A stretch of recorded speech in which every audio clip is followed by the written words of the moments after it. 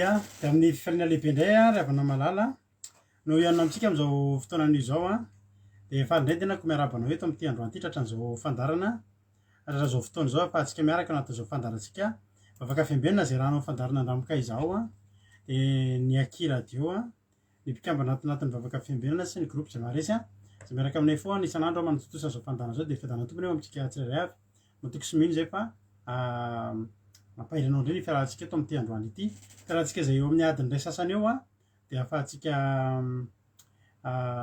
mifampahery anatin'ny hira anatin'ny vavaka anatin'ny toriteny sy mpamelabelarana dia vavaka hatramin'ny firenena ary antsika bavaka amin'ity androany ity ka raha ohatra ianao maharitra tsara dia mino fa tsy ala maineto ianao amin'ity androany ity mety mafohy fotoana ianao mafohy torimaso a fa za mbola teteny aminao fa tsy hovenan'Andriamanitra verivery maina akory ireny fa tena ahita ny sosiny tsara ny ianao a tena hotahin'Andriamanitra malifitianao Andriamanitra koa dia mahireza raha androany anao vao tonga eto dia teteny aminao hoe tsy kisendrasendra ny atongavanao eto a fa misy raha lanin'ny tompo anao ka dia maharetatra amin'ny farany a dia hotahin'ny tompony a isika tsirairay avy dia aza misalasala mandray anjara miaraka aminay eto a midira anaty commentaire rehefa hitanao fa misy mahakasika anao misy fidinidinika teny tianao tenenina ohatrindreo ankizy rehetrarehetra zao a dia hotahin'ny tompony ianao tsy vahiny akory ianao eto a fa raisinay a atanandroepy ny ohatriny olona efa eto ihany dia mahireza dia tahin'ny tompo tsika rehetra efa paketo ihany koa dia tahin'ny tompo manokana raha vavy Marie Jo nidritra voalohany teto androany a dia tahin'ny tompo a Marie Jo a Aimé Lovely a dia ao ihany koa Randria Miajamaya dia toraka izany ihany koa raha zanatsoa taony azy Tsiry Amboaramiel Tojo Mikael Eliana Olga Pulchery dia Erika Raka Siri Olga Razanazotonia Erika Raka dia tahin'ny tompo a isika rehetrarehetra mampionina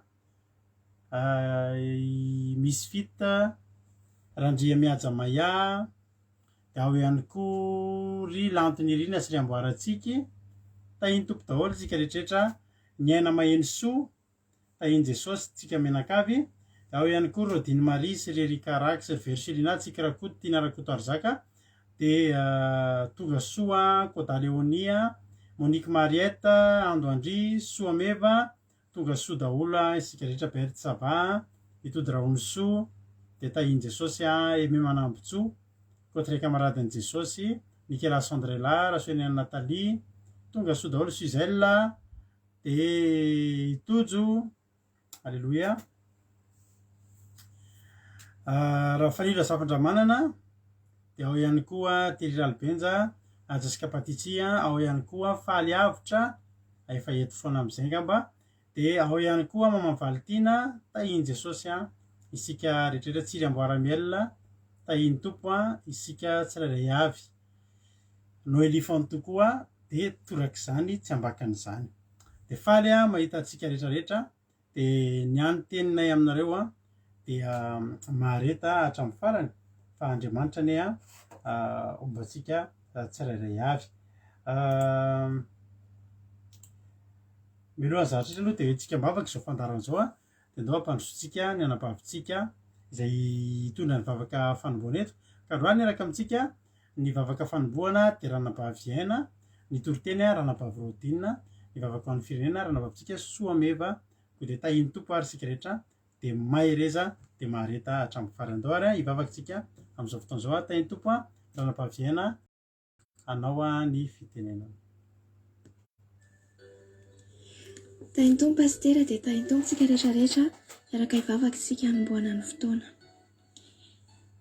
Andriamanitra malalanay io tonga eto anatrehanao indray izay aminaran'i Jesosy Kristy amin'izao alina mangina izao tondra fisaorana ho anao izay ary fankasitrahana ho anao voninahitra ho anao satria raha mbola velonay izay dia mbola hanoenao raha mbola tonga eto izay amin'izao fotoana izao mbola afaka miteny mbola afaka mivavaka mbola afaka hanatrika an'izao fandarana izao indray Jesosy dia mbola noho ny famindramponao taminay tamin'ity androany ity dia isaoranay anao Jesosy ny zavatra rehetrarehetra izay nataonao anay tamin'ny tontolo andro iny tamin'ny asanay tamin'ny ny sakafo nohaninay tamin'ny rivotra ny ainanay tamin'ny toerana rehetra izay nalehanay Jesosy dia niaro anay ianao ary niaraka taminay ianao Jesosy malala matoa izay mbola tonga eto indray amin'izao dia ndreto izay Jesosy mangetahetanao indray zay, mangetaeta teninao indray zay, mangetaeta fampahirezana avy aminao indray zay Jesosy a. Mety misy kivikivy eto, mety misy reradraraka eto, mety misy miadi-tsaina eto, mety misy mitady vahaolana eto Jesosy a. Dia miandrandranao zay, mandrosoa Jesosy amin'izao fandaharana izao, mandrosoa amin'ny tokantrano tsirairay avy zay mandray an'izao fandaharana izao ianao Jesosy a. Dia ka ny fanainao masina mihitsy no ampaheriny tsirairay, ny fanainao masina mihitsy no hibitsika indray amin'ity alina ity izay zavatra tokony ho ataonay, izay zavatra tokony mbola ampahirezanao anay. Dia ny fanainao masina Jesosy hiasa amin'ny tsirairay avy, hanasitrana ny fo izay mety maratra, hanasitrana Jesosy a izay mety misy kivikivy sy reradraraka. Dia ny fanainao masina Jesosy no andrandrainay amin'izao alina izao. Dia ny mpandray anjara nitondra ny teninao, nitondra ny vavaka. Rehefa avy eo koa Jesosy dia aoka ny fanainao masina no hiteny, aoka ny fanainao masina no hanokatra ny vavany, fa tsy izy Jesosy sy ny fahalalany no avoakany eto androany, fa ho avy aminao, ho tena avy aminao mihitsy Jesosy a. Dia mba hakasika anay tsirairay avy Jesosy malala. Dia mandrosoa Jesosy fa ho anao rery ihany izao fotoana izao, hanomezanay voninahitra anao rery ihany Jesosy izao fandaharana izao a. Dia aoka ianao no anjaka eto, ny devoly sy ny satana kosa sy ny asany rehetra izay fanelingelenana na amin'ny endrinina na amin'ny connexion dia tsy hanakery, tsy hanapahefana amin'izao fandaharana izao. Rakofanay amin'ny rahanao ny fandaharanay, rakofanay amin'ny rahanao Jesosy ny connexion tsirairay avy a, mba haharitra hatramin'ny farany, mba samy aheno ary mba samy ahery a, mba samy olona vaovao indray izay hivoaka eto amin'ity alina ity. Dia mankasitraka anao izay Jesosy a, amin'ny anaranao Jesosy nanomboka an'izany vavaka izany a. Alleluia, amen. Alleluia. Isaorantsika ranam-pahaviana tao anaty izany a vavaka matsiro a sady mamy a izany. Dia tahiny tompony ianao a ranam-bavy a iaina, dia mandrosoa foana amin'ny asan'Andriamanitra, dia Andriamanitra maly fitia amin'izany asa lehibe izay nataonao izany. Miaraba aloha Rose Rosia zany andreo mivitako teto a. Dia tonga soa ianao olo-garan'olo soa. Dia Rosa ray anahy koa tahiny Jesosy a. Dia Fity a ireo mbola tsy voarabako teo a. Tonga soa isika rehetrarehetra. Alleluia. Andriamanitra maly fitia dia mankasitraka. Andao isika nao hira anankiray aloha dia hiditra amin'ny tenin'Andriamanitra isika veraka raha isika amin'ny anabavitsika Rodinina. Alleluia. Izy hitondra antsika anatin'ny tenin'Andriamanitra amin'ity andro an'ity. Fa anatin'ity ity zany ianao a dia maka baiboly a dia maka toerana tsara mba hiantoritensika rehefa avy mitotry izy dia hivelomety koa ambelabelatra ny tenin'Andriamanitra. Ranobavy Linary ity zanay de Madagasikara, Nambinitsoa ireo mbola tsy narabeko teo a, Jonatana tonga soa sika rehetrarehetra. Ndao tongotsika amin'ny fitenenana androany sambatra Jesosy sambatra be mihitsy a manana anao a ho an'Andriamanitra ny voninahitra. Amen.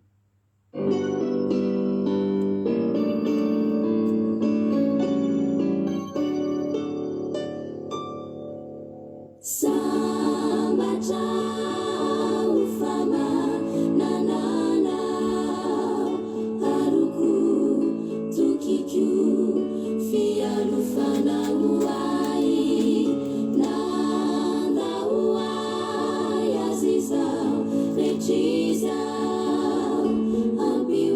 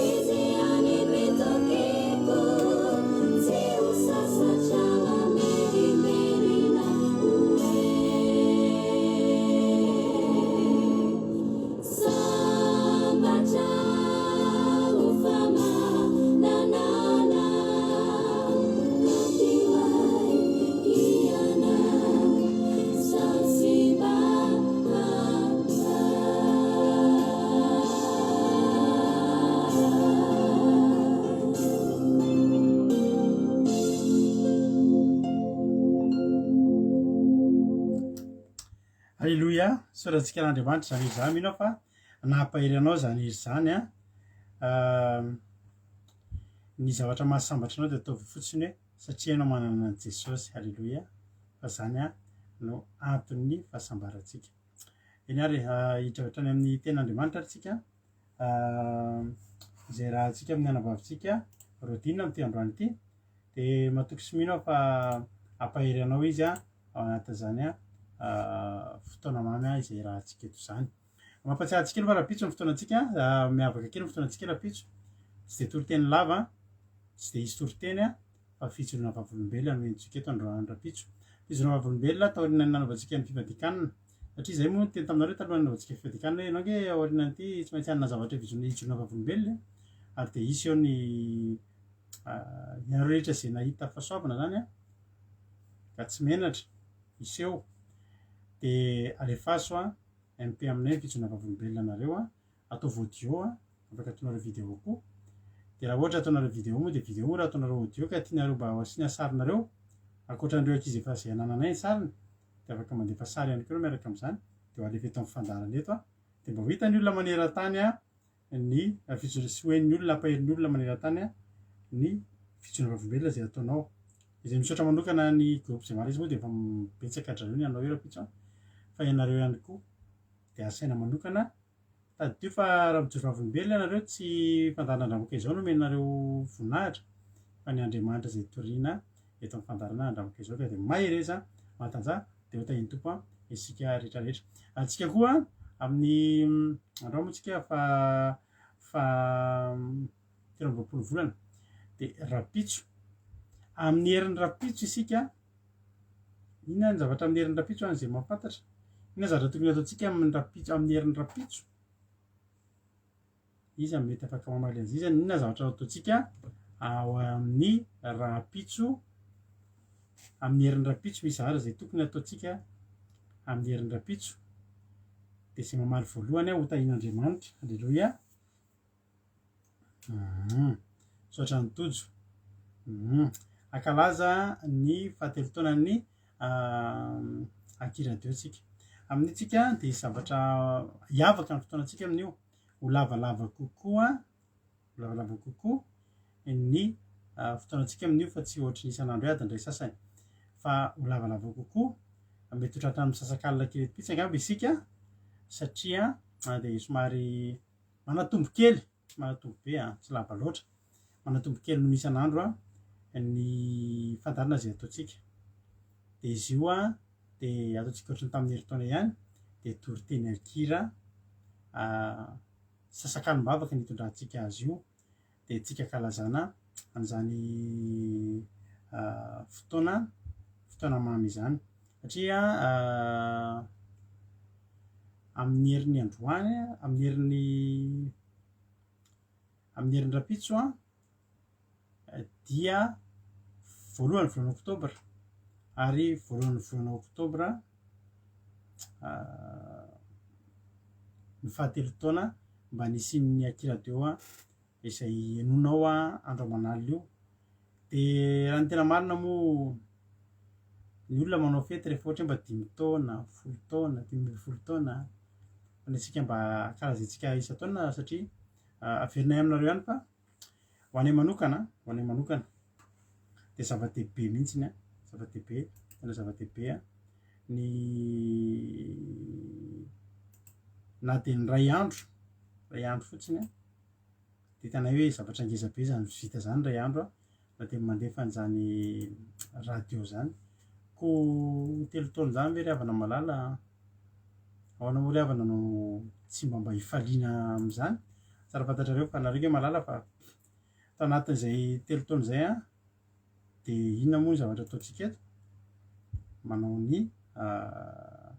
Manao fampaherezana, mampahery-antsika rehetrarehetra amin'ny alalan'ny tenin'Andriamanitra ao anatin'io onjam-peo izay averinay fa tsy misy nizaniza afa-tsy izay menakavy kely ihany no miezaka mampiodina sy mikirakira an'izy io amin'ny lafiny rehetrarehetra na amin'ny alalan'ny hira na ny toriteny. Tsy maheno toriteny afa-tsy ny toritentsika eto nareo tsy dia radio dia tena hoe iza moa ilay radio fa tena anisan'ny madinika indrindra tena raisitsika mihitsy hoe tena io ngamba ny web radio kely indrindra eran-tany satria izy io a de tena hoe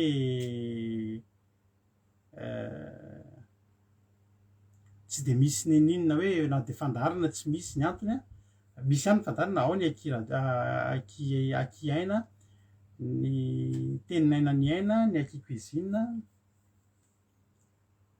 sy ny aki hery a fa ny tiako lazaina hoe tsy de tena ohatry ny olo satria tsika tsisy fotoana tsy ampy ny fotoananay mivady a anaovana zavatra vita be anatin'le izy a de zay ny tena hoe maheno hiri nareo de nitoroteny kosa nefa de tena tsy tapaka ary na de io kosa nefa ny radio kely indrindra de za mino fa anisan'ny radio be toroteny indrindra henonao a zay ny tena anisany mampiavaka atsika de toroteny isaky ny adiny 3 maheno toroteny foana ianao isaky ny adiny 3 de misy fotoana izy mba tapaka no ny antony maro isan-karazany tsy voatanisa misy fotoana tsy mandeha misy fotoana reo miteny hoe misy tsy mety de misy fotoana mba mandeha tsara fa anatin'izay 3 taona zay tsy mora ary tsy kely a fa lalandavitra zany lalovanay mivady kely zay menakavy kely a amin'ny fanototosana ny radio atsika io fa io ny ananatsika halleloia ary tsy manana fa tsy tsika ary nefa zava-dehibe nomen'Andriamanitra atsika io ka de mba hifalifaly etsika hoe tonga indray aloha fahatelo taona zany a de hiezaka indraitsika amin'ny ny herintaona manaraka zay no fifalitsika eto koa de manasa anao a amin'ny herin'ny rapitso a tonga ava eto ny ankohonana afinaritra ny fotoanatsika tsika moa rehefa ohatray de mandrindra matetika herinandro melotsika no miteny a le fanentanana eo ihany moa za fa sasakalo-bavaka zany ohatrany tamin'ny herintaona ihany a no hitondratsika ny fankalazana fahatelo taona ny aki radio a ko de tahiny tompo a isika rehetrarehetra azadino ary a fa rapitso a fijoroana vavolombelona amin'ny herin'ny rapitso a fankalazana ny fahatelo taona ho tahiny tompo any isika rehetrarehetra de maherezatra any a de tahin'Andriamanitra isika tsirairay avy dao ary tsika hiditra amin'ny tenin'Andriamanitra mino fifavonina isika rehetrarehetra ao anatin'izany ko de minofinaritra ary de rehefa atsika mioneto za moa miverineto ihany a mamirabehatra ny tenin'Andriamanitra rehefa avy eo a ko de tahiny tompo a maherezatra any a halleloia amen tahiny tompo a ranapavrodina anao a ny fitenenana tahiny tompo pastera tahiny tompo isika tsirairay avy mpanaraka izao fandaharana vafoka fiambinina izao faly mahita antsika rehetra zay tonga amin'ity fandaharana ty ny tenako de ampifaliana koa no izarako ny sitrapon'Andriamanitra amintsika tsirairay avy anio izao raisiny bebolinao zay hitantsika any amin'ny Timoty voalohany toko fahaeniny andininy faharoambin'ny folo faranantsika amin'ny fahaefatra ambin'ny folo Timoty voalohany toko fahaeniny raisintsika amin'ny andininy faharoambin'ny folo faranantsika amin'ny andininy fahaefatra ambin'ny folo raha ny arana hita vakintsika amin'ny anaran'i Jesosy ny soramandry fananarana sy teny farany ho any Timoty vakintsika amin'ny anaran'i Jesosy miadiany ady tsara ny finoana hazony ny fiainana mandrakizay fa ho amin'izany no ny antsoana anao koa sy nanovanao lay fanikena tsara teo imasony vavolombelona izaho mananitra anao eo anatrehan'Andriamanitra izay mamenona ny zavatra rehetra ary eo anatrehan'i Kristy Jesosy izay nanao ilay fanikena tsara teo anatrehany Pontio Pilato mba ho tehirizonao tsy hanantsiny amampondro hatramin'ny fisehoan'i Jesosy Kristy tombontsika izany didy izany alleluia amen eto moa ny tenin'Andriamanitra reheva malala de mananitra atsika tsirairay avy indrindra atsika izay mpanaradia an'Andriamanitra indrindra isika izay fa nanolo tegna teo amin'Andriamanitra de mananitra atsika ny tenin'Andriamanitra hiady tsara amin'ny finoana riava malala isika moa riava malala tsy maintsy miady amin'izany finoana zany amin'izao vaninandro iainantsika zao satria tsy maintsy raha itsika efa nanolo-tegna eo amin'Andriamanitra nanafanikena teo amin'Andriamanitra tsy maintsy miady atsika eto ambonin'ny tany rehefa valo reo izay tsy faly hanarahantsika dian'Andriamanitra reo reo hitady hanafika itsika mba hialantsika amin'ny fanompoantsika n'Andriamanitra hampiembotro tsika hampiala atsika amin'io fikasana zay atany Andriamanitra amintsika io fanikena zay natany Andriamanitra amintsika io mba ho afaka amintsika tsy hazahoantsika izany fiainana mandrakizay izany eto Andriamanitra mananitra atsika miadia ady tsara amin'ny finoana zay teny tonga tamin'ny Timoty teo dia tonga amintsika zanak'Andriamanitra koa isika miadia ady tsara amin'ny finoana manahoana moa atsika rehefa hiady tsara amin'ny finoana zany maro zavatra zay mandalo amintsika kristiana mety anazy miaino tenin'olo anao lasa makivy anahy iny tenin'olo miaino teny anao ka ohatra marina ny ato ka ohatra marina ny ato kanefa riava malala zay efa hitanao ny fahamarinana izay hitanao fa havonjenao igny tazona ao anatintsika aza miala amin'igny raha miala amin'igny itsika le fahamarinana zay tazonitsika igny kanefa mbola mivadiky miala amin'igny itsika dia lasa tonga amin'igny fahaverezana atsika riava malala le finoana izay nanananao dia tany mafy ary miadiao amin'ireny zavatra mandalo eo amin'ny fiainantsika regny isika tazony zay fampianarana izay atany mpanompon'Andriamanitra izay hitana fahamarinana io dia tazony mandrakariva ao am-ponao izay fampianarana io zary ava malala rehefa nanaraka ity fandaharana ity naheno sitrapon'Andriamanitra naheno toro-teny dia hitako le toro-teny hitako ny tenin'Andriamanitra hitako ahitako fiadanana ary haritako izany fiainana mandrakizay zany dia nitanako ato-poko raha mbola eto androany zao aokatsika hitana izay fampianarana aza taverimaigny riava malala raha misy ny olo izay mampianatra anao amin'ny fahamarinana aza miala amin'iziny anao fa ahitana fiadanana aza taverimaina eo amin'ny sofinao izay sitrapon'Andriamanitra izay atany mpanompon'Andriamanitra eo aminao satria manahoana moa atsika rehefa hiady amin'izany finoana zany manahoana moa atsika alohany itsika hiady misy tenin'Andriamanitra zay riava malala izay any amin'ny Deutéronomiao agny Deutéronomiao 2:20 ka hatramin'ny 4 izay manambara hoe Deutéronomiao 2:20 ka hatramin'ny 4 izay manambara hoe raha mivoaka hanafiky ny fahavalonao ianao ka mahita sovaly sy kalesy ary olona maro noho ny ianao dia aza matahatra azy fa Jehova Andriamanitra kosa izay nitondra anao niakatra avy tany amin'ny tany Egypta no momba anao ary rehefa hanafiky ianareo dia hanatona ny mpisorona ka hiteny amin'ny olona hoe mihaino ary Israely fa efa hanafiky ny fahavalonareo ianareo anio koa aza ketraka ny fonareo ary aza matahatra na mikoropaka fona ny mangorohoro noho ny tahatra azy fa Jehova Andriamanitra reo no miara mandeha aminareo hiady ho anareo amin'ny fahavalonareo mba hamonjy anareo riava malala ifanekena zay natany Andriamanitra amintsika raha manana finoana atsika raha vogno hiady atsika oka tsy hatahatra atsika satria Jehova momba atsika oka tsy hakoropoka atsika tsy hangorongorohoro zany na maro zany fahavalo zay manafiky atsika isanandro aza matahatra atsika fa Jehova momba aho ataovy agnatin'ny saigny Jehova momba Jehova miady na ino izay fahavalo eo alohantsika na ho farantsika matokisan'Andriamanitra ry Havamalala tsy maintsy mandresy atsika tahaka ilay Davida izay niady teo tamin'ny Goliata iny handresentsika io fahavalontsika io. Reso ry Havamalala zay teny omen'Andriamanitra atsika, reso ao am-pontsika zay sitrapony izay ampantenenana anetsika tsy maintsy ho azontsika ireny zavatra reny fa miankina amin'Andriamanitra ry Havamalala.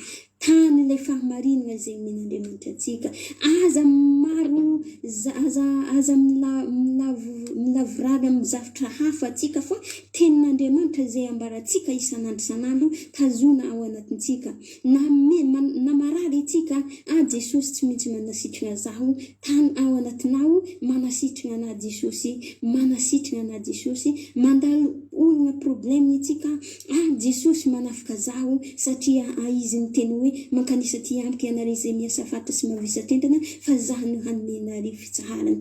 Tsy maintsy hahazo fitsaharana zaho miaraka amin'Andriamanitra, mivavaha mandrakariva ry Havamalala hanafika atsika ilay Andriamanitra. Eto izy amin'ny andininy hitantsika amin'ny andininy fahaefatra ambin'ny folo ry Havamalala manambara hoe mba tehirizinao afaka izy tsy hanantsina amam-pondro hatramin'ny fisehoan'i Jesosy Kristy tompontsika izany didy izany. Mila tehirizintsika ao anatintsika ilay finoana izay ananantsika fa manasitra Andriamanitra. Andriamanitra mamaha olana, Andriamanitra miaro aho isan'andro, manomeo zavatra isan'andro. Izy tsy mbo mandenga izany Andriamanitra zany, izy tsy mbo miova nao anio anao zaho afaka izy tsy miova anio ary mandrakizay, izy tsy mbo miova izany Andriamanitra zany fa mila manohitra atsika miambena ho izy ny tenin'Andriamanitra fa ny devolony fahavalona rehefa izy mirenireny tahaka ny ona efika izy mitady izay arapany efika izy toero izy efika izy ka miorena tsara amin'ny finoana ianareo efika izy satria fantatra rehefa izany fahoriana izany dia manjony rahalahinareo manerina zao tontolo zao. Andriamanitra fahasoavana rehetra izay efa niantso anareo amin'ny voninahiny mandrakizay ao amin'ny Jesosy rehefa niatriky fahoriana vitivity ianareo izy dia izy no hahatanteraka sy hampiorina ary hampitoetra anareo izy. I devoly izay fahavalontsika mirenireny tahaka ny olona mitady izay arapany, raha malemy finoananao dia tonga ilay devoly hanafika anao, hampialanao amin'ny fahamarinana io. Tazono ilay tenin'Andriamanitra, tazono ilay fampianarana dia ho azonao izany fiainana mandrakizay izany. Dia izany ry Havamalala izay tenin'Andriamanitra izay tonga amintsika isan'andro. Zary Havamalala manaraka ity fandaharana ity tena mahery isan'andro ary tena tazonika ao anatika ilay tsotra masina izay ampitan'ireo mpanompon'Andriamanitra reo. Fantako fa tsy andeha hamarina zaho any fahaverezana fa hahatonga zaho amin'ny fiainana mandrakizay. Raha miaina ity fandaharana ity isika ry Havamalala, miaina ilay sitrapon'Andriamanitra eto, tazono ry Havamalala. Na dia raha tegna matoky izany tenin'Andriamanitra zany atsika ary mino izany na dia ho tendrombohitra aza hiteny amin'ny tendrombohitra aza atsika dia efa fantatsika fa izy no tsy maintsy ho tonga any an-dranomasina efika izy. Ka atsika ry Havamalala hitazona izany finoana eo amin'Andriamanitra izany. Dia hamarana antsika ny tenin'Andriamanitra izay manambara any amin'ny Loka 7:20 resintsika amin'ny 9:1 izay manambara hoe lazaiko aminareo fa homeny rariny faingana izy kanefa raha avy ny zanak'olona moa hahita finoana ety ambanin'ny tany va izy. Ry Havamalala, anahoana atsika raha mbo hitantsika izany finoana rehefa tonga eto ambony tany izany Jesosy izany? aoka antsika riava malala hitazona ilay sitrapon'Andriamanitra mba tsy hanomezantsika tiny ilay Andriamanitra tahaka izay manambara ny ten'Andriamanitra zay manao hoe zaho nefa nandroaka devoly tamin'ny anarananao zaho nefa nanompo anao zaho nefa nagnafanekena taminao kanefa nagnino kanefa niverin-dalana antsika lasa niembotro antsika dia tsy fantako izy Andriamanitra satria efa niverin-dalana antsika. Aoka antsika tsy tahaka zany riava malala fa tegna ho voavonjy amin'izany andro farany izany. Igny ilay tenin'Andriamanitra izay tonga amintsika eto androany dia resy Jesosy Kristy izay tompo sy mpamonjy isika tsirairay avy ary hanafitro anao amin'ny zavatra rehetra izy. Na iny zavatra angatanay eo aminy mino azy ary manipô azy aza miala amin'ny fanarahana dia azy na mora na misarotra dia loazinazy izay rehetra angatanao. Alleluia. Amen. Alleluia. Akasitraka ranam-pahavorodonina. Alleluia.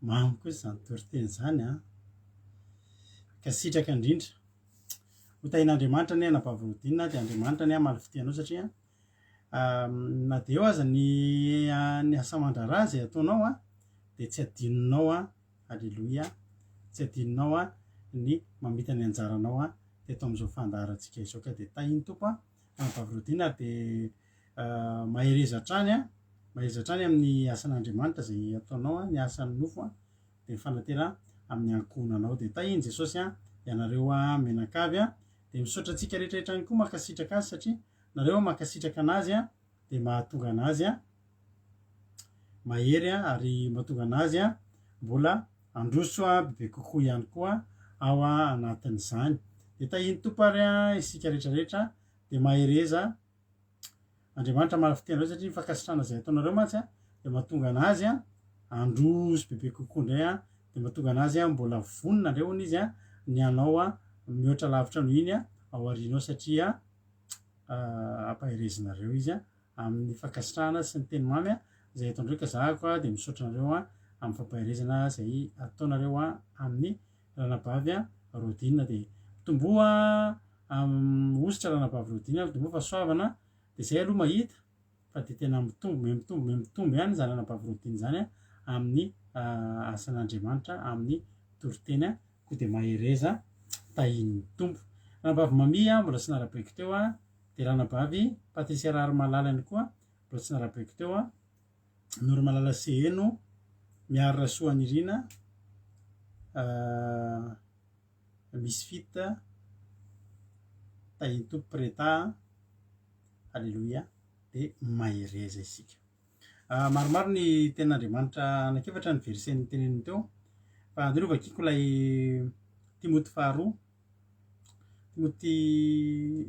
Timoty voalohany toko fahaenina dia nantombony tamin'ny andininy 12 dia ny farana tamin'ny andininy 14 fa izaho kosa averiko vakina ilay izy dia ho ataoko ao amin'ny Timoty faharoa toko fahaenina ka ny atomboko amin'ny andininy 1 dia faharanako any amin'ny andininy 7.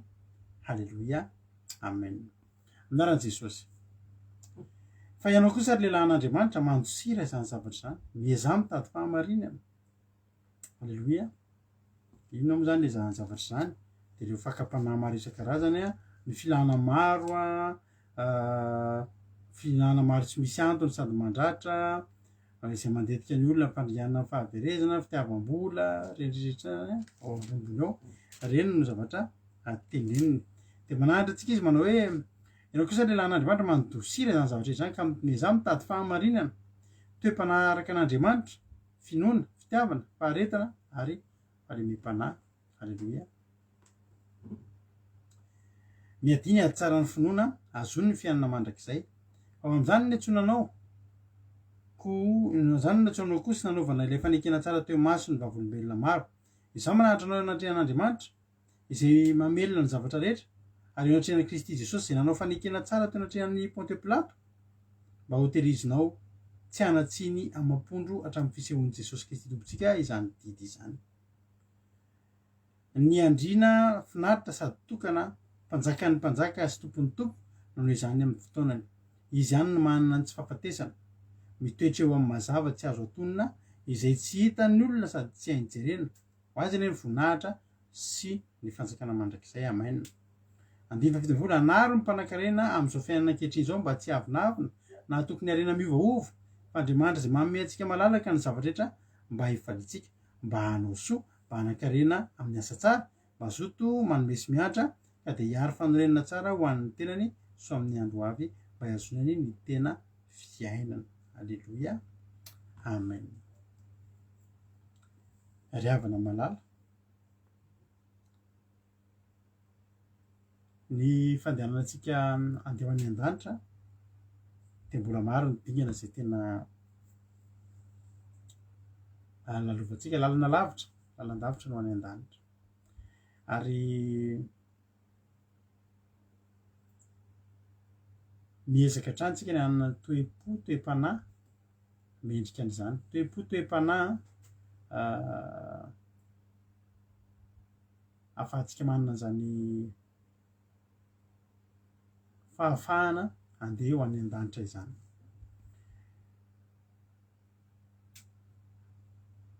Ny za mitady fahamarinana voalohany indrindra aloha zany ny eo ambony raha vakitsika ho aly izy andray vakiko aminao mihitsy ny fetombony fananarana sy teny farany ho an'ny Timoty. Raha misy olona manao fampianarana hafa noho izany ka tsy manaiky ny teny tsy misy kilemo, ina moa ny teny tsy misy kilemo?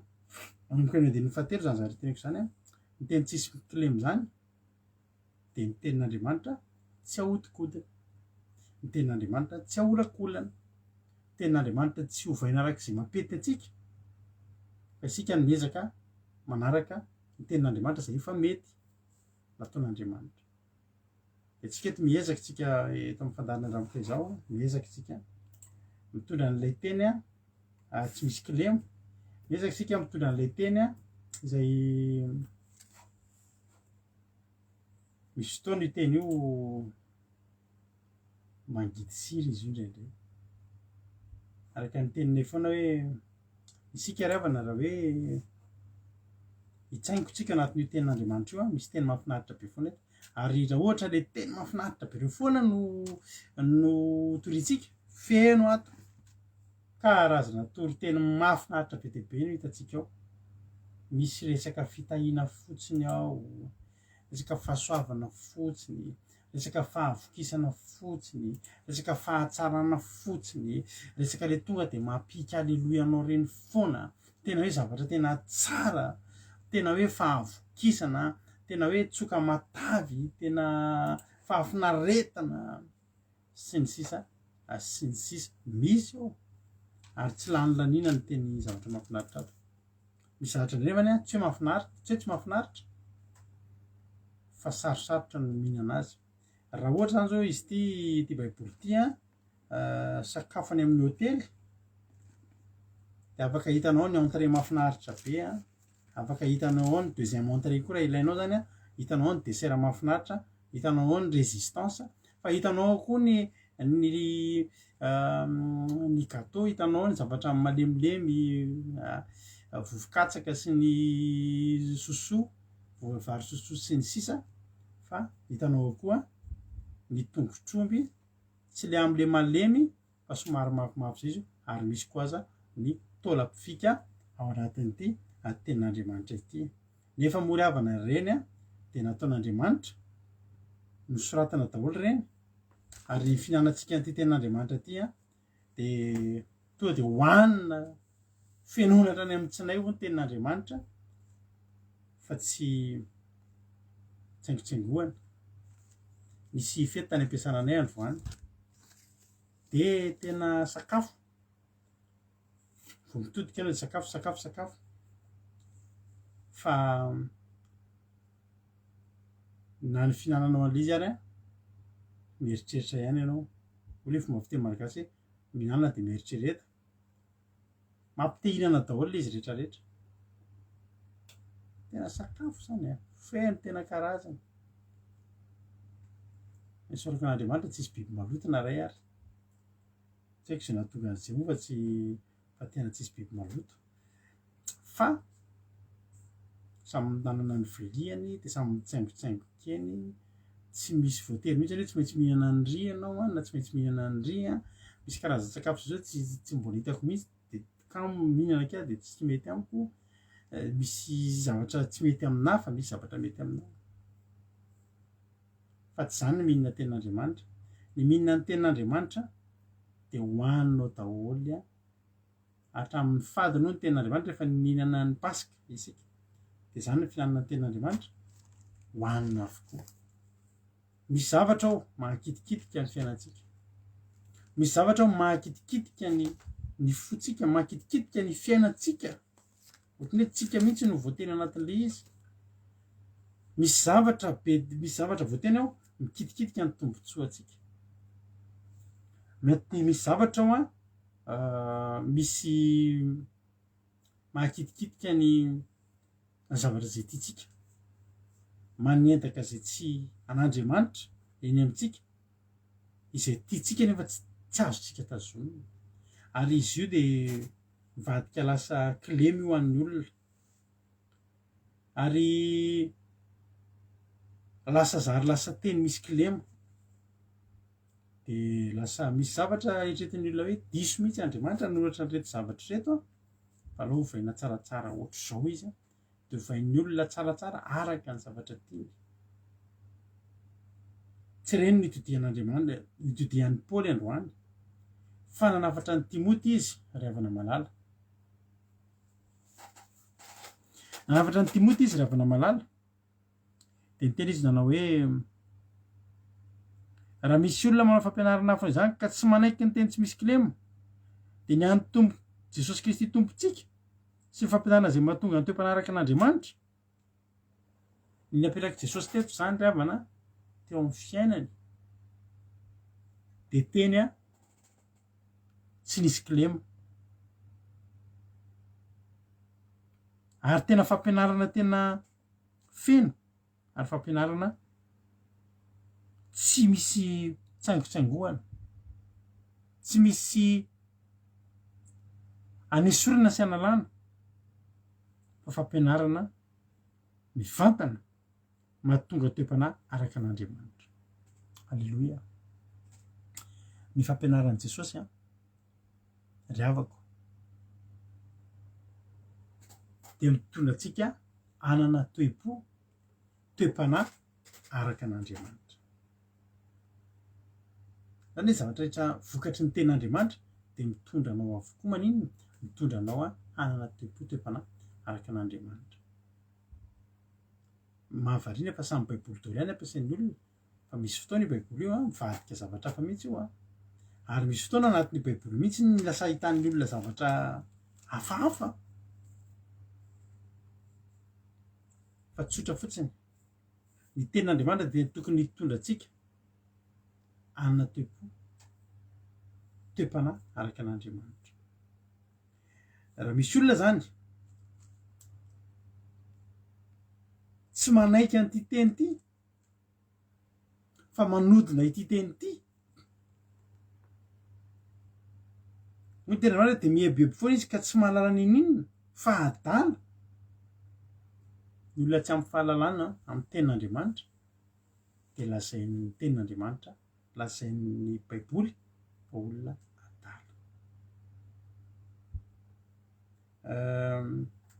ny fahalalana tenin'Andriamanitra nefa ry havana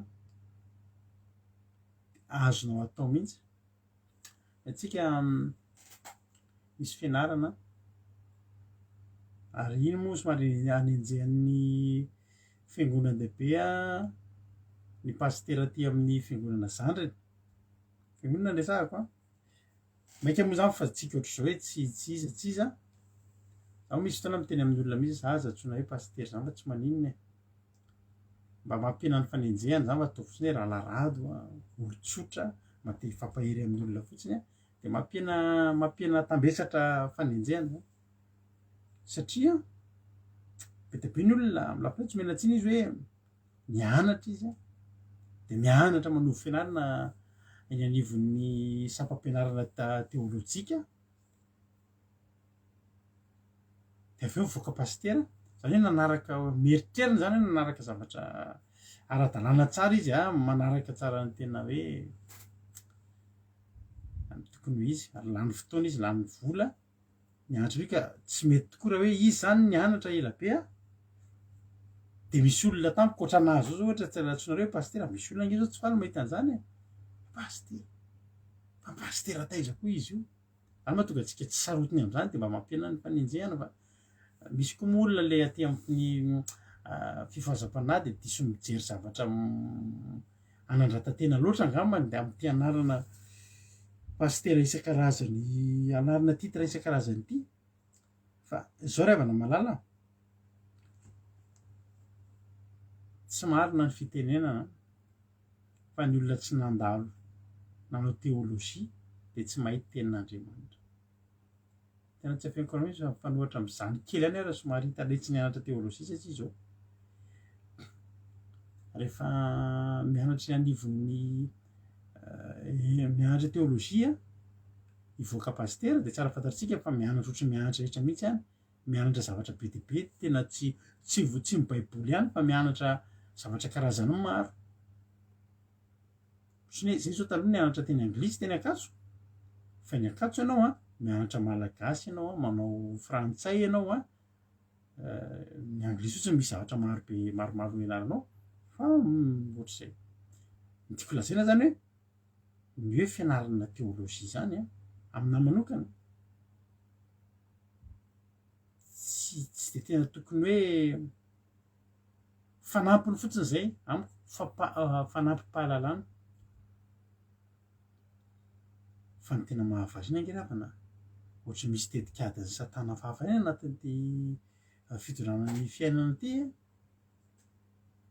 mahavariana fa ny olona mianatra teolojia manomboka any aloha any de misy zavatra tsy fantany sy tsy ekeny any aloha any a na de ny amin'ny didy folo fotsiny a de fa misy edina hevitra anaty teolojia ka ho anahy manokana tsy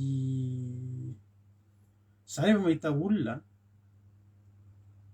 mpanompon'Andriamanitra de zao fotsiny anahy na hiteny ary izy hoe tary avy any nianatra tary de ty diplôma ty de zao de zavatra tiako mba hainona fotsiny hoe manao am'izay ary izy rehefa mitory teny zay ihany ny anahy zay misy toerana zay a ty ampiasan'ny asako zay taloha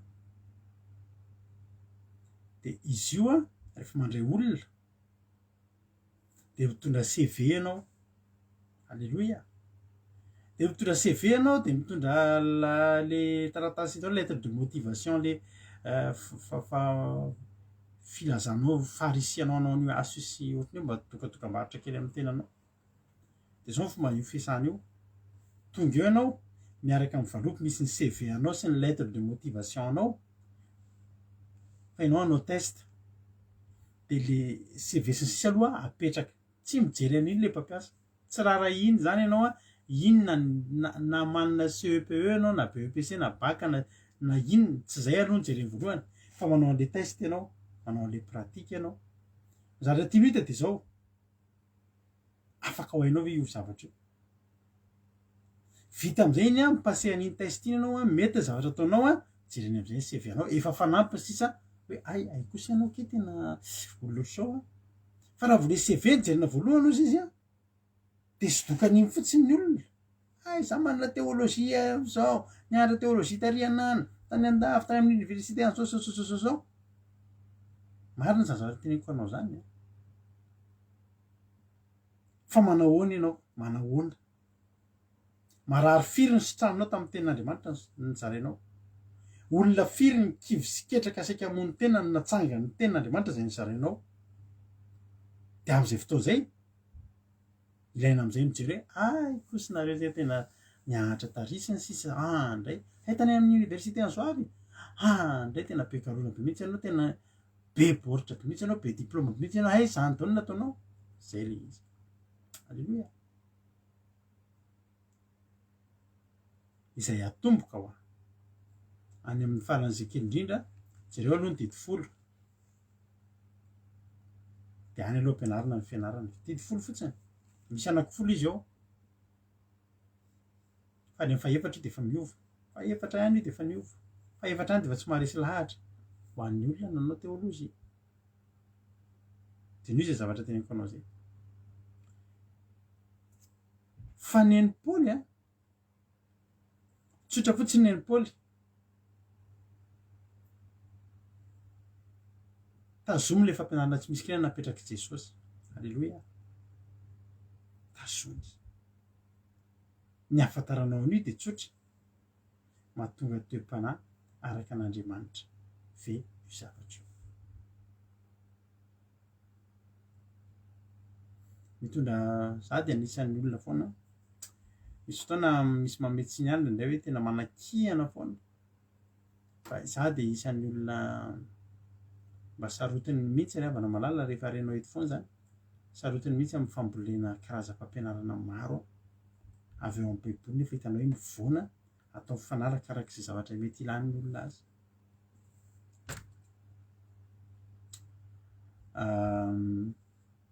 za zany a zay mivady de miezaka alleloia miezaka manina moa zany miezaka mitondra fiverenana any Andoharano amin'ity fianarantsika atenin'Andriamanitra ity nisy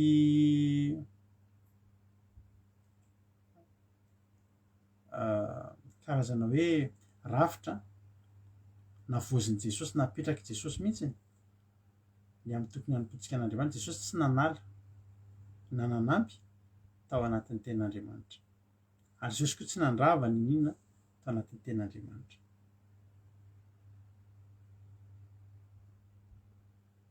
androantsika mba hiaino an'izany fananarana zay nalefan'ny Paoly zany raha misy izy olona tsy manaiky teny tsy misy kilema de mihebebo foana izy a ka tsy mahalala ny ninona fa adala amin'ny fiadikevitra sy amin'ny fiadian-teny izay mahatonga fialonana fifandinana fanaratsiana fiahiahin-dratsy fifandirana lava fanao ny olona vetaveta saina sady efa naran'ny fahamarinana manao toe-mpanaraka an'Andriamanitra ho fahazahoan-javatra fa misy tombony lehibe tokoa amin'ny toe-mpanaraka an'Andriamanitra homban'ny fianinana fa tsy nitondra nininona ho amin'izao tontolo zao sika sady hita fa tsy hatondra nininona hiala fa raha manan-kanina sy tafiana sika de aoka hianina amin'izany Paoly io a ary izay tahana-karena latsika mifakampana sy ny fandrika ary filana maro tsy misy antony sady mandrahatra zay mandetika ny olona amin'ny fandringanana sy amin'ny fahaverezana afitiavam-bola ny fototry ny ratsy rehetra koa ny sasan'izay fifatrapitady zany de efa voavily hiala tamin'ny finoana ka nanindro zany tenany tamin'ny ala io marina zany tenin'ny Paoly zany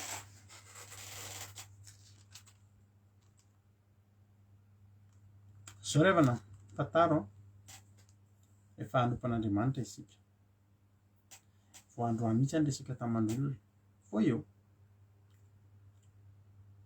mamparanahy olo io satria zao amoa tena taminazy hoe za hivavaka ho anao fa zany olona zany a mangetaeta te hivavaka olo efa mpivavaka zany a olo efa ara-panahy zany a fa tereny zava-misy biasa be mihitsy mitombo be mihitsy ny asany miroborobo be mihitsy ny asany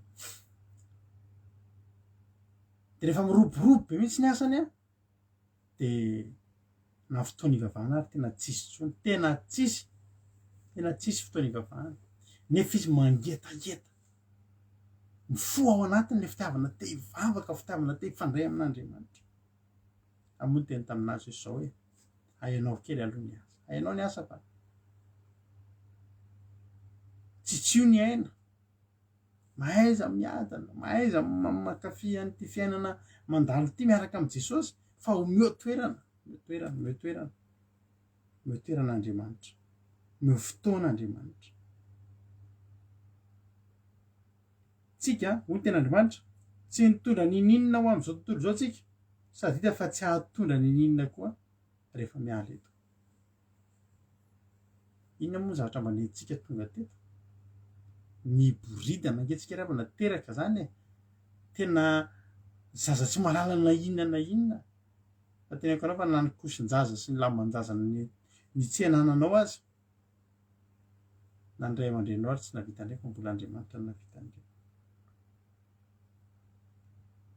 tonga tsy nisy ninona tetsika ary ala tsy misy ninina eto tsika ny voninkazo sy ny lamba mena ave moa tsy ho betsaka rehefa miala eto ianao fa tsy atondra amin'ireny ianao na de ray na de kely azy ary tena androandro de miteny amintsika manao hoe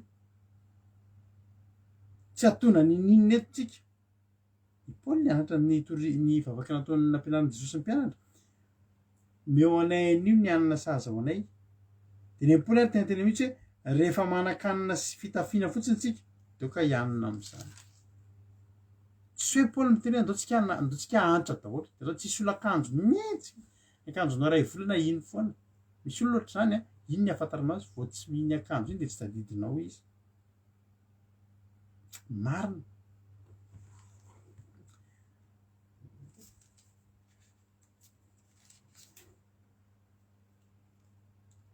Paoly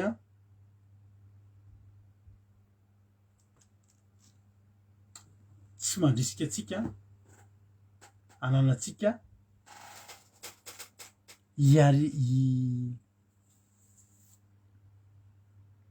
hitsinjovantsika ny 10 taona atsika manaraka fa alohan'ny Paoly lavitra mahita atsika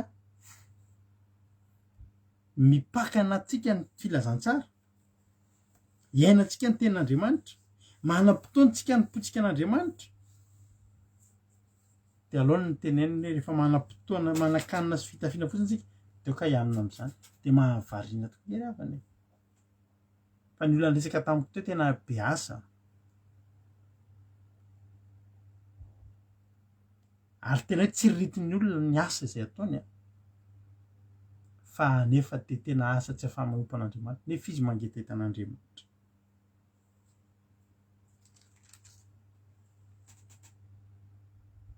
ny ampianaran'ny Paoly atsika eto de tsotra ry havana rehefa ny olona tenena hoe ataovy ampy anao rehefa mihinana sy misotro de tsy hoe sanatria mihinana sy misotro sy mitafy ihany ny tiavan'Andriamanitra atsika fa tsy mba tia hanana trano tsika tsia eto amintsika zao misy olona firy zao manao trano io ilainy zany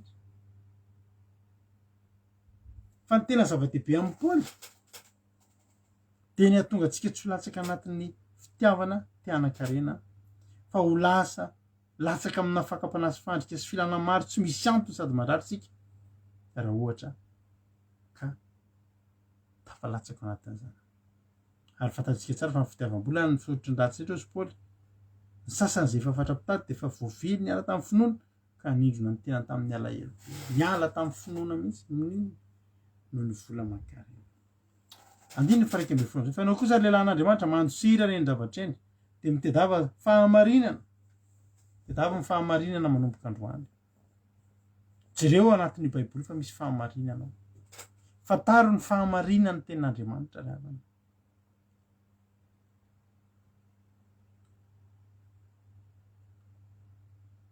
tena mitenanao an'izany androany tediavo ny fahamarinana toe-mpanaraka an'Andriamanitra manana finoana fitiavana faharetana sy fahalemem-panana reo zavatra rehetra zao tsy mora daholo reo fa miaraka amin'Andriamanitra koa tsy mora raha vana malala fa rehetra rehefa ampianao fitiavana laronao fitiavana de mandeha ho azy reo ny olona ray tia an'Andriamanitra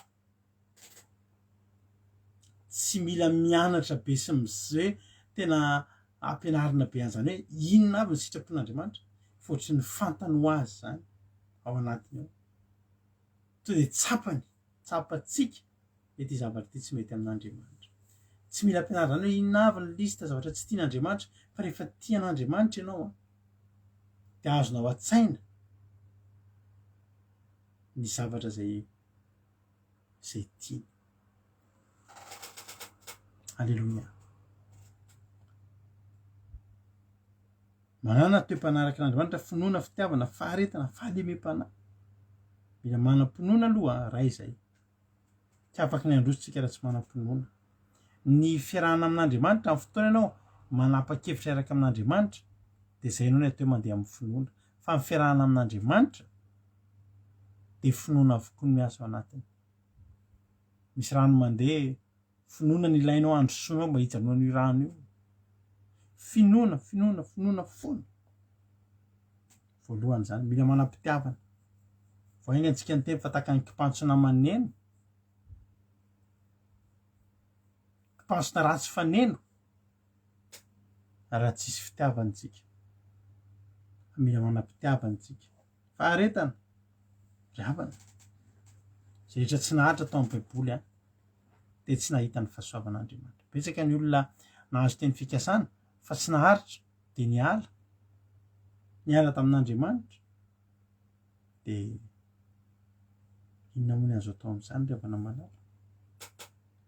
Manana fitiavana. Raha tsy manam-pitiavana tsika sarotra. Manana fitiavana, faharetana. Mila manam-paharetana araka ny teny taminao teo. Dia fahalemem-panahy. Aleloia. Mahavariana fa Paoly mananatra an'izany hoe mila manana fahalemem-panahy. Fa nefa Paoly rehefa jerentsika ravana dia olona hentitra. Izany hoe le olona le fahalemem-panahy zany tsy hoe kory hoe misy olona amin'izay mahalemy fanahy iny olona iny dia malemy fanahy tokoa. Nareo tena mahasorena mihitsy. Zany mahasorena moa za. Malemy fanahy tena fataiza foana ianao nefa 2 andro ianao zay tsy nody ndry tefa tena te hody amin'izay. Tsy zany no malemy fanahy. Hoe malemy fanahy zany tena hoe tena efa misy mikapoko zao. Kay tany amin'ny fiaivako mihitsy ohatra. Zay fandraisan'ny olona le malemy fanahy. Paoly nefa eto mananatra ny olona mba hanana fahalemem-panahy nefa Paoly dia teneniko anao fa i Paoly dia tena olona hentitra. Ianao hoe Paoly nanao ialany Bar Jesosy. Ialahy hozy izy. Ialahy zanaky Satana. Ialahy nataony ialahy. Olona malemy fanahy ve ny fahitany olona zany? Tsy malemy fanahy. Nefa izy mananatra ny olona mba hanana fahalemem-panahy. Fa amin'ny Paoly ny atao fahalemem-panahy tsy zany. Fa ny fahalemem-panahy ny Paoly dia filazana ny marina. Dia izy raha mananatra ny olona voalohany indrindra fitiavana n'iny olona iny. Ny fitenena amin'ny Paoly misy fotoana misy mahery vaika be ny tenin'ny Paoly fa rehetrarehetra nataony ho fahalemem-panahy daholo ireny. Nataony ho fitiavana ny olona tsirairay avy ireny. Ny adiny ady tsara finoana azony ny fiainana mandrakizay. Haleloia. Mila miady ianao, ady tsara ny finoana. Mila miady. Haleloia. Miady ny ady tsara ny finoana.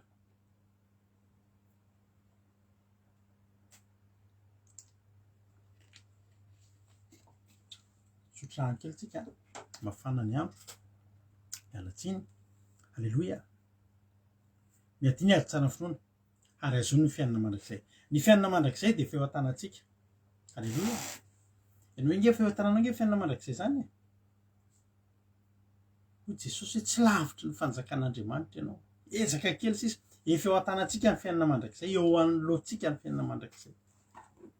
Fa ny ataontsika isan'andro dia maninona? Ny mihazona an'io. Ny devolo mahita fa efa io le izy dia niezaka isan'andro manala an'io. Azony ny fiainana mandrakizay fa eo aminao io fa tsy lavitra intsony ravana malala. Haleloia. Azony satria ho amin'izany ny atsonanao. Haleloia. Ny atson'Andriamanitra anao dia mba hanana. Haleloia. Ny atson'Andriamanitra anao dia ny amin'ny mba hanana anao ny fiainana mandrakizay. Tsy natsona ho very ianao, tsy natsona ho any amin'ny elo ianao, fa natsona ho amin'ny fiainana mandrakizay. Amin'izany ny atsonareo koa tsy nanaovana fanekena tsara teo masony vavolombelona maro. Haleloia. Izao manahatra anao anatrehan'Andriamanitra izay mamelona ny zavatra rehetra ary anatrehan Jesosy izay nanao ilay fanekena tsara teo anatrehan'ny Pôntio Pilata. Haleloia. Zanak'Andriamanitra moa ianao, mpanjakan'ny Jiosy moa ianao. Voalaza anao. Haleloia. Izy mihitsy mba ho tehirizinao tsy hanatsiny amampondro hatramin'ny fisehoan'i Jesosy Kristy tompontsika izany didy izany. Haleloia. Dia tazony ny fiainana mandrakizay. Mandra-paharoviana io tazominao mandra-piavin'i Jesosy ny amin'ny rao ny lanitra. Tazony ny fahamarinana. Tazony izay voarainao. Tazony. Haleloia. Mandra-piavin'i Jesosy. Jesosy raha midiny eny an-tany de hita finoana fa ianao le finoana ao anatinao le finoana afaka manome tompo anao fa raha midina Jesosy de ahitanao ijoro iandry azy. Indrindra finaritra tsy tokana Jesosy io mpanjaka sy tompony tompo noho izany amin'ny fotoanany. Aleluia. Izy ihany no manana tsy fahafatesana mihoatra eo mazava tsy azo atonona. Mazava tsy azo atonona io de ny voninahitra. Ny voninahitra any an-danitra antsika tsy afaka hoe anatin'Andriamanitra de ahoana Andriamanitra fa misy voninahitra tsy azo atonona. Tsy vitantsika manatona io ary zany mahatonga antsika miteny foana hoe tsy possible mihitsy zany olona io mihaona amin'ny Jesosy isany mihaona amin'ny Jesosy akizay mihaona zany. Andeha hihaona amin'ny Jesosy mihaona amin'ny Jesosy tsika anaty vavaka, mihaona amin'ny Jesosy tsika amin'ny alalan'ny vavaka, amin'ny alalan'ny ny tontolo tsy hita fa tsy hoe hihaona amin'ny Jesosy tsy azo atonona ravana zany azavana tsy atonona ravana manodidina an' Jesosy Jesosy ravana manam-boninahitra. Aleluia. Izay izy ihany no manana tsy fahafatesana mitoetra eo mazava tsy azo atonona izay tsy hitan'ny olona sady tsy hainy jerena ho azy ny voninahitra mandrakizay manafy ny endrika mihitsy rehefa eo zany Jesosy tsy mamirapiratra loatra. Anary mpanankarena am'izao fiainan'izao mba tsy avonavo. Anarintsika ny mpanankarena izay manana heritreritra fa io arinan'io de arena mitohy, arena mitoetra. Tsia. Fa io de arena miovaova. Miovaova androany mety ny ataonao mpanankarena ianao fa tadidio farapitso sindrafaka pitso mety hitsombadika zany ka aza matoky amin'ny arena ianao fa io miovaova io miovaova. Misy lehilahy zay vao hitako androany tamin'ny Facebook namony teny mpanankarena be iringiriny fa tsy netiny natao rehefa tsy netiny natao de voeloka hikatra alao ny maty de namony tena mora namana. Ananaritsika mpanankarena androany mba tsy hitoky amin'ny arena miovaova fa hitoky amin'Andriamanitra zay manome antsika malalaka ny zava-rehetra mba efalitsika. Halleluia. Andriamanitra avana rehefa manome zavatra de manome antsika Andriamanitra. Halleluia. Manome malalaka.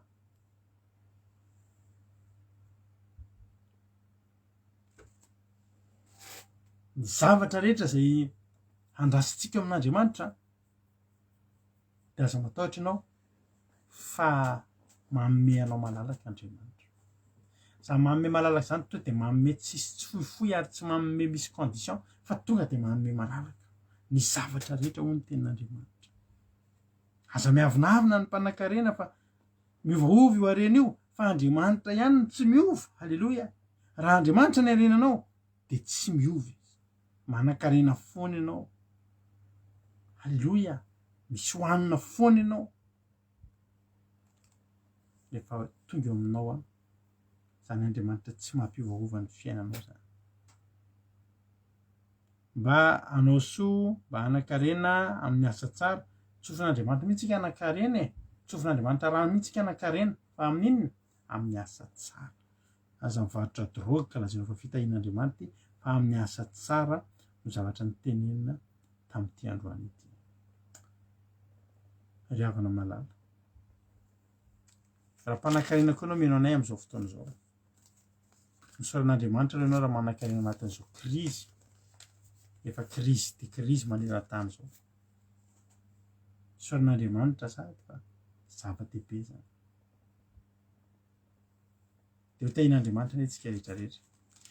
Hojerisika kely dia tatra amin'ny Deutéronome mahafinaritra ty teny izay vakina vavoloatiny ity. Deutéronome toko faharoapolo ny amin'ny miaramila sy ny tafika andiny voalohany. Raha mivoaka nafika ny fahavalonao ianao ka mahita soavaly sy kalesy ary olona maro noho ianao de aza matahotra azy fa Jehovahandriamanitra kosa izay nitondra anao niakana avy tamika tany Egypta zay ombanao. Halleluia. Halleluia.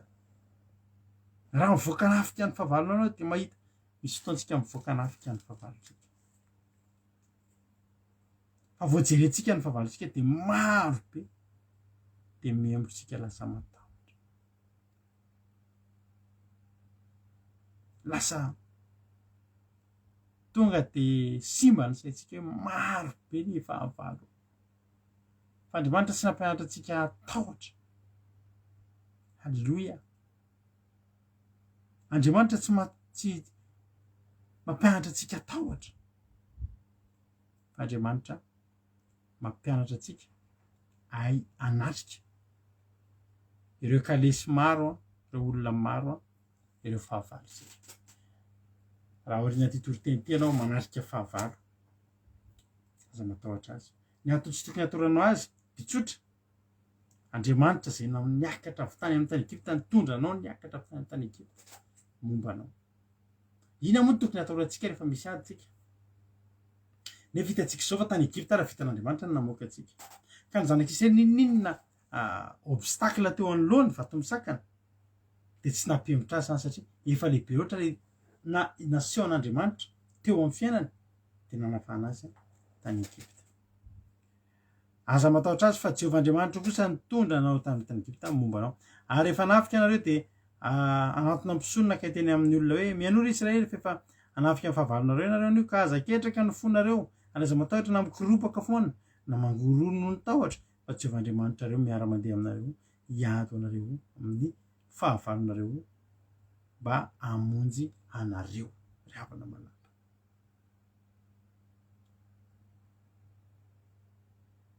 Raha hivoaka hiady ianao, aza isaina koa nisan'ny fahavalonao. Halleloia. Aza isaina akory fa ny zanak'Israely ry Mosesy sy ry Josua tsy nanisa fa ny zavatra fantany momba antsika Andriamanitra. Aza matahotra, aza mangororo fa Andriamanitra ilay miara-mandeha amintsika. Andriamanitra rehefa miara-mandeha aminao dia miara-mandeha aminao izay. Andriamanitra rehefa miara-mandeha aminao dia tsy hitondra anao ho resy izy akory satria Andriamanitra tsy mba resy ho Andriamanitra io. Maherezy ianao satria Andriamanitra raha teo ombanao lalandava, efa nombanao izy hatramin'izay dia mbola ombanao foana ihany koa izy. Halleloia. Dia mahereza, mahatanjaka. Andriamanitra tena tia anao.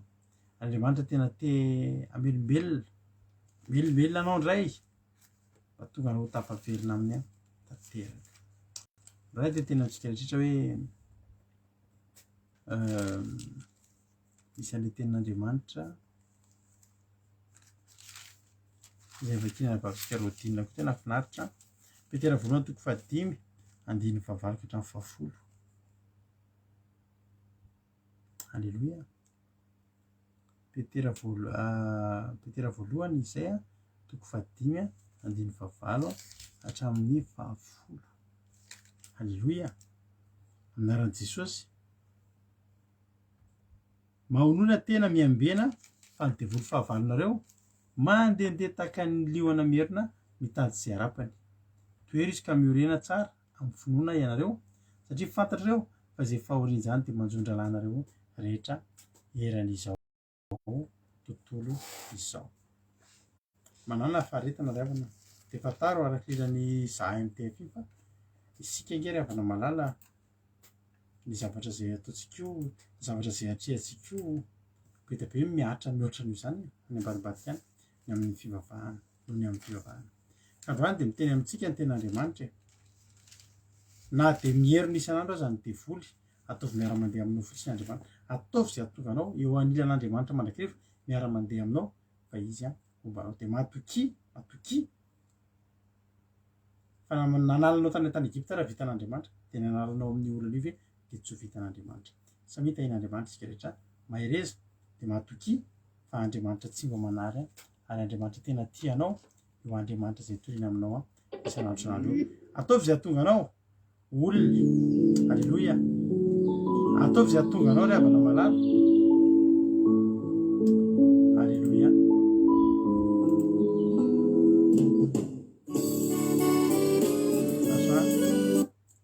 Tsika atao fotsiny izay ahatonga anao. Halleloia. Tena hoe miara-mandeha amin'Andriamanitra lalandava mandrakariva dia ilamina izany fiainanao izany. Tadidio fa isan'andro tsika mivoaka dia mahita fahavalo maro be eo amin'ny fiainantsika.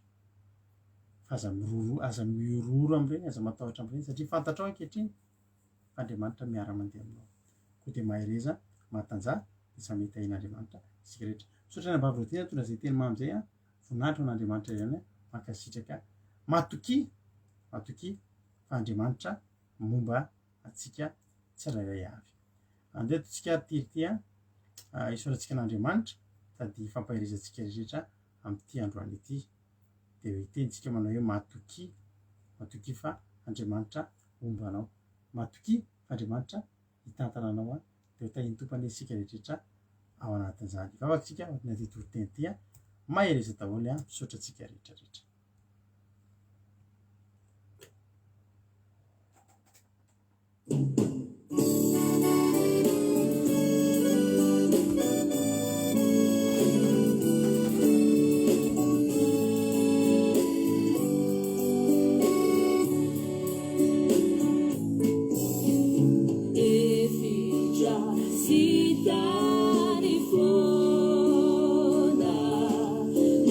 La la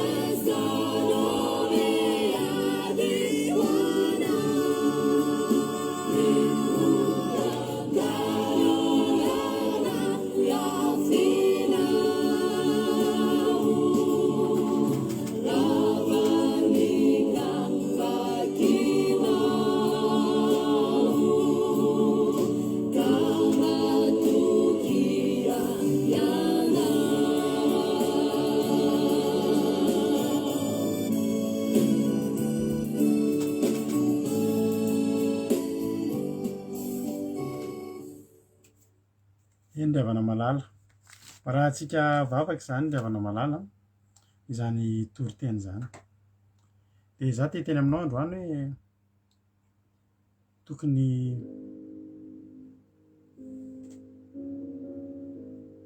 tsara le hira isorantsika n'Andriamanitra ivavakantsika amin'izao fotoana izao antsika hiteny hoe Jesosy mioane zany toeko araka anao zany dia ataovy mahafapo anay ianao ary ataovy miorina sy mitoetra amin'ny fanompona anao izahay.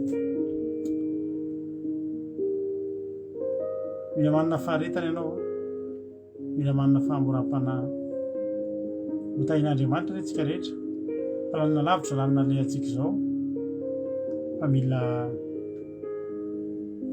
mahatratra amin'ny farantsika dia ho vonjena ho tahin'Andriamanitra ane isika rehetrarehetra mareta fa na dia lalina lavitra sy tsy fantatritsika ary izay ale Andriamanitra tsy mba hanary antsika Andriamanitra tsy mba hanao tsinitsinina ny ezaka izay ataonao io mba hame voninahitra azy amin'izay rehetra ataony sy amin'izay rehetra alehany. Ivavakantsika amin'izao fotoana izao misotranao zay Jesosy ny amin'ny fitiavanao mankasitraka Tompo fa tena nitahinao tokoa zahay mankasitraka Jesosy satria tena momba anay ianao ary mitantana anay lalandava ianao tamin'izay rehetra nataonay. Androany Jesosy dia mendrika ty fiainanay ity zay eo am-pelantananao mendrika ty fotoana ity zay eo am-pelantananao da io Jesosy da io zahay tapetraka eo am-pelantananao fa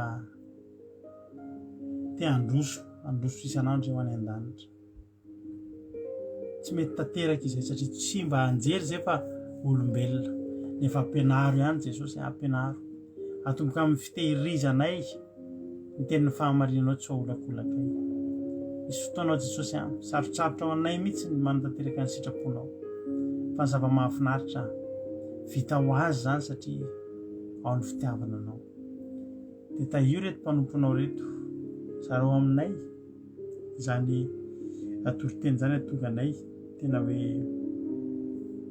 halleloia atonga anay androso foana tsy ho kivy azahoanay mahatsapa foana fa mandeha ho alohanay ianao mankasitraka any amin'ny fitiavanao mankasitraka any amin'ny zavatra rehetra sotra Jesosy sotra ny fahatanterana izao fotoana izao ary nangatahako aminao Jesosy dia mba ho tahinao ane izao fandarana izao ho tahinao ane ny tsirairay avy izay mpanaraka eto Jehovah'Andriamanitra dia ataonao hitombo amin'ny fahasoavana izay tsirairay avy ho voninahitra ny anaranao fa io Jesosy izany teny zany mba ho voatahiry amoa avy zato eny ampon'ny tsirairay avy satria matoka fa eto ianao ary matoka fa tsy manary ianao ary matoka fa momba ilay lalandava ianao dia ampandrio zany teny zany hitombo tondray ny faramaso tondray mba amoa avy zato eny anatin'ny tsirairay avy ho voninahitra ny anaranao rery halleloia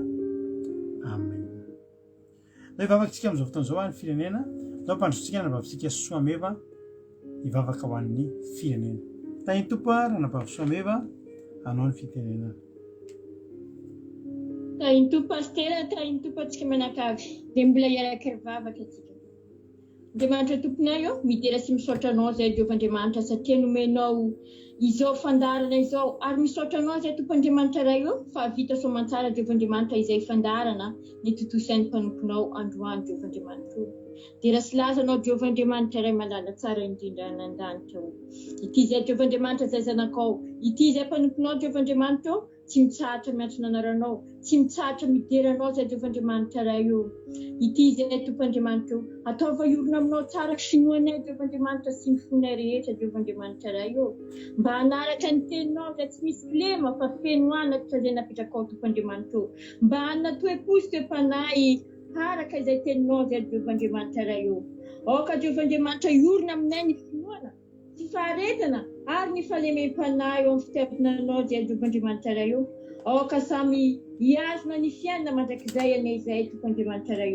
manan-karena tokoa zay manana anao Jehovah'Andriamanitra iray malala Jehova tsara indrindra momba anay isan'andro anao Jehovah'Andriamanitra iray mpandresy zay miaraka aminao Jehovah'Andriamanitra iray tsisy manana ohatra anao Jehovandriamanitra iray tsisy tahaka anao Jehovandriamanitra fa ianao ilay Andriamanitra ny Andriamanitra ny zava-drehetra Tompandriamanitra Derasy laza anao Jehova malala o derasy laza anao Tompo malala o manantso anao koa zay Tompandriamanitra miantsona anao zay Tompandriamanitra amin'ny fireneny Tompandriamanitra taio izy ireo Tompandriamanitra ataova toky anao amin'izay andehanan'izy ireo Tompandriamanitra mba tsy variana fitadiavam-bola irery anao Jehovandriamanitra iray o mba tsy horeraka izy ireo Tompandriamanitra tsy kivy amin'ny fiainana tsy ataotra tsy ahorohoro ireo Jehova malala o fa manana anao izy ireo Tompandriamanitra ampio izy ireo Tompandriamanitra vonjeo amin'ny fiainana izy Tompandriamanitra iray o any Jehovandriamanitra ny havanay sy ny namanay rehetra Tompandriamanitra ataova hiazona aminao ny fony tsirairay avy Tompandriamanitra ao koa Jehovandriamanitra iray eo ny mpitondra firenena ampio ara-dalàna araka ny fandehanana Jehovandriamanitra iray ka siho amin'ny alàna fanahy masina ny fony tsirairay Jehovandriamanitra ampio koa ny kamboty sy mahantra Jehovandriamanitra ary tsy mianakalofana ny firenenay Jehova malala o anao ny malala izy ireny Tompandriamanitra iray o mankasitraka anao sahady Jehovandriamanitra fa ianao ilay anova ny fiainana tsirairay ihany Tompandriamanitra derasy laza anao Jesosy malala o derasy laza anao Andriamanitra iray masina velona tsara indrindra tsy maintsy mandresy izay miaraka aminao Jesosy ataonao didikazy mantofona eo anoloanao zany vavaka izany Tompandriamanitra ataonao anaty lovia volamenanao zany Tompandriamanitra iray malala o misaotra Tompo misaotra Jehova Tompo sabata o amin'ny anaran'i Jesosy Kristy masina mavonjaka tapitra izany vavaka izany alleluia amen alleluia makasitraka indrindra ranabavy soameva tanatin'izany vavaka mirehatra izay nentinao zany tamin'ity androany ity dia Andriamanitra manankirepasoavana ane amin'ny maly fitia anao amin'izany asan'Andriamanitra angezako hoe zay vitanao teto izany dia mifarinety koa fandarantsika raha mbola tsy tonga amin'irao ananitra Jesosy dia enetsika rapitso alina tahaka izao anatina fandarana mahafinaritra be dia vitsona vavolombelona zany koa dia mametra-peloma aminao ny fiarahantsika eto ny tapitra fa ny fiarahantsika tsy mifarana indrindra raha miditra amin'ny fandarana andramboka izao ianao miditra anatin'ny www.andrambokaizao.com afakamieno onjam-peo ankilana teo ianao misy totentsaka ny adiny telo amin'ny ray amin'ny efatra amin'ny fito amin'ny folo maraina rapitso amin'ny folo velonao zao fandarana zao dia mbola misy koa toriteny hafa amin'ny ray amin'ny efatra amin'ny fito arivo rapitso fotoanantsika ampahiranao fitsona vavolombelona samy tahin'Andriamanitra sotranao nahitra ny hatrany farany halleluia amen tahiny tompo daholo isika rehetra makasitraka tompoko halleluia amen